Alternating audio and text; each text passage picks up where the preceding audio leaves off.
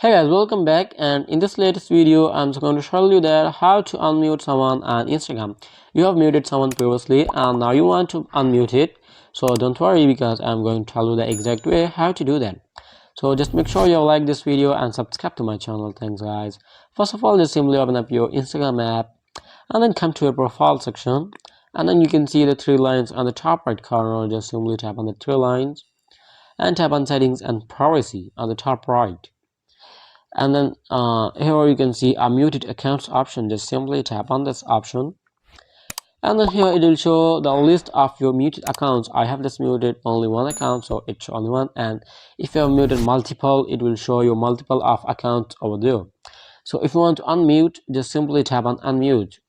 So from here you can just simply toggle off these options like in this way, also this one.